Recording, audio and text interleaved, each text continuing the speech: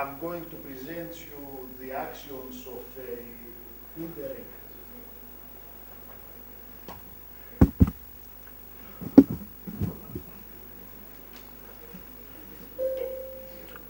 Okay. You can hear me without the microphone, or not? Okay. So, the project is called Fostering the Use of Low-Temperature Geothermal Sources through the development of operational exploitation guidelines and green energy solutions to entrepreneurship. In, let's say, in short terms, we are working to develop technological solutions, to develop new and innovative processes for valorizing geothermal energy and producing different types of products. I will show you one application where we can valorize organic biomass, organic wastes, to produce methane using geothermal energy, and then the methane can be used for greenhouses to provide heat or carbon dioxide. I will present you in detail within this presentation. So, my presentation is structured as shown in the slide. I will make a short introduction about the use of geothermal greenhouse technology and about CO2 enrichment, carbon dioxide enrichment inside the greenhouses. I will present you the technology we have developed, and also I will show you a small video with a prototype which will be operated in real-life conditions within July. Traditionally, greenhouses are used to cultivate food, crops, in, let's say, winter or in adverse environmental temperatures. So you make use of the heat from the sun, you capture the heat, and then you can grow your vegetables during, let's say, winter or during autumn period. When you have geothermal energy available, then it is possible to supply extra heat to the greenhouse, so you can work and produce food throughout the year. In our concept, we propose to install a compact anaerobic digester before the greenhouse, where organic wastes are, let's say, supplied, and the produced biogas. We have a problem with the figure.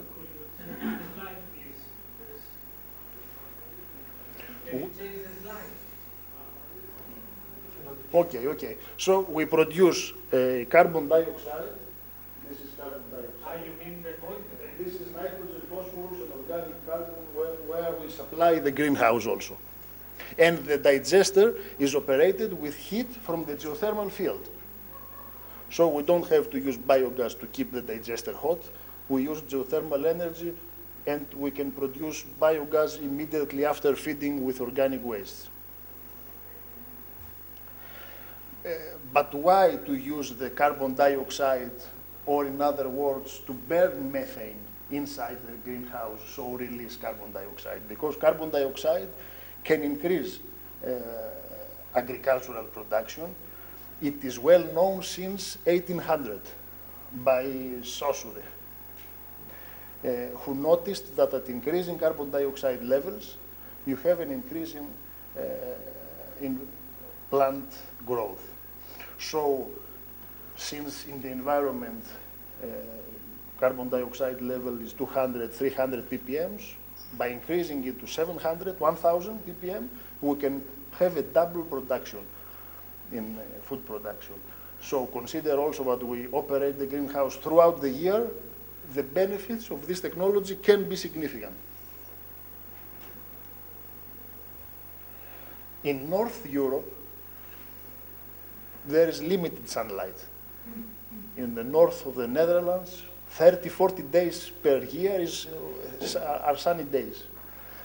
But they use carbon dioxide either from burning natural gas or bottled CO2, and they can boost food production, and that's why they distribute tomatoes, for example, throughout the world. They are very big producers, and they make use of the carbon dioxide produced by fossil, of course, sources.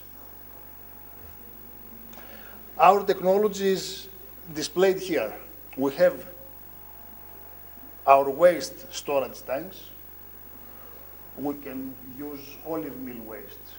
We can use cheese production waste, cheese whey. We can use used oil, used fry oil. We feed this material into our digester. The biogas produced is purified. We developed a biogas purifier for this purpose to remove hydrogen sulfide. And then we burn the methane inside the greenhouse, similar to natural gas burners and natural gas technology.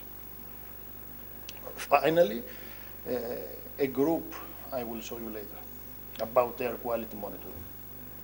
So these are some photographs of the plastic containers we will use the following months in our study. This is the digester constructed. It is 8 cubic meter, made of polyethylene with heat insulation. Inside there is a heat exchanger, so we can distribute, we can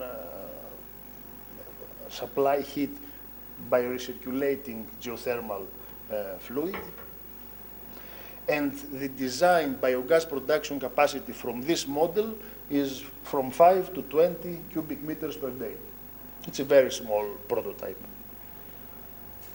We have purchased a gas engine to produce electricity, a small gas engine, and also constructed, after some preliminary studies, a biogas scrubber to remove, as I told you before, the hydrogen sulfide, which can generate sulfur dioxide when you burn the biogas. Finally, a company from Thessaloniki has developed a very small, a very compact station where we can measure carbon dioxide level inside the greenhouse, carbon monoxide, sulfur oxide, and nitrous oxides.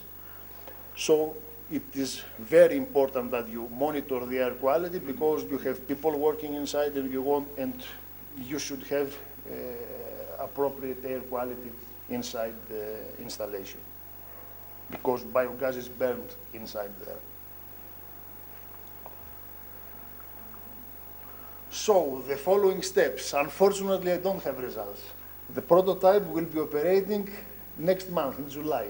Now we are in the step to get the electricity on the field. So from next month we will have our first results, and we will, as I told you, operate with olive meal wastewater, wine lees, cheese whey, or livestock wastes.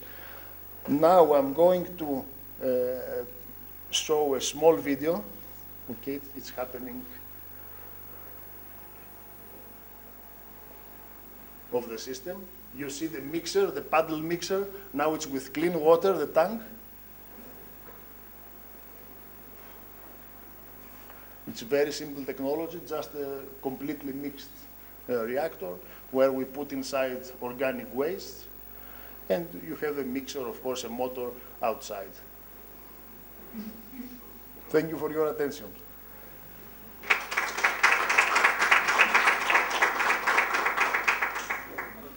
There is any question about this presentation? No question? Can I ask a question? Yes. About the budget, how much did it cost to make this? Very, very nice question. The budget for this prototype. If possible, I'm sorry, but Yeah.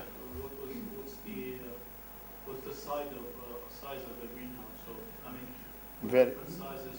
excellent.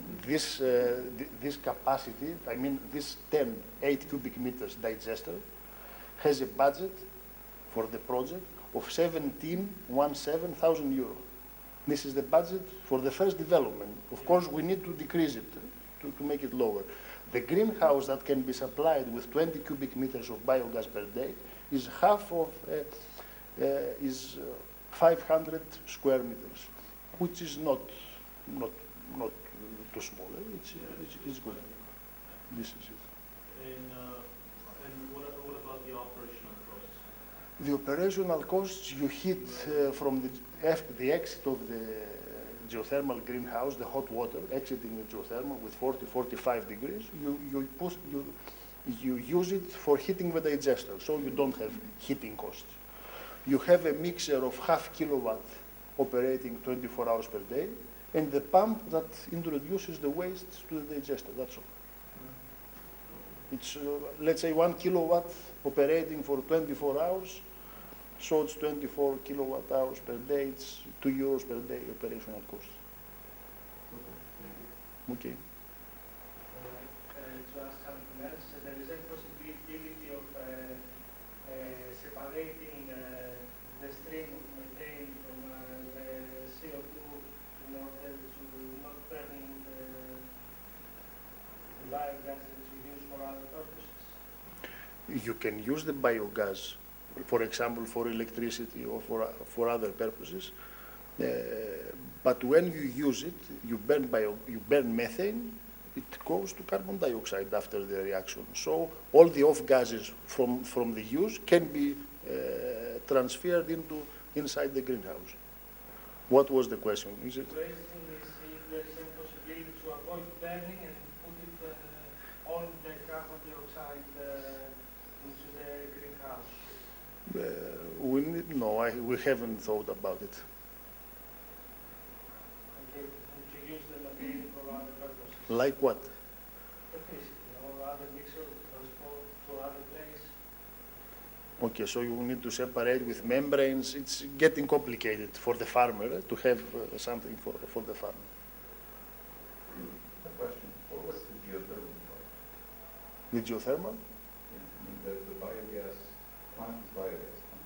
Right? Exactly. And because your title said geothermal, right? What part of this process, I might have missed it. Okay, I will show you.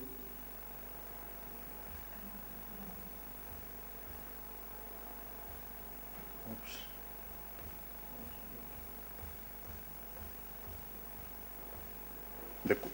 Your question is here. Yeah, so you have a double, you have both geothermal, a greenhouse, and a biogas. There are three things happening, right? Two things, the greenhouse, the biogas digester, and the use of geothermal energy for heating water during winter. Is it okay? Yeah. Is there any other question, please? Okay, thank you. Thank you.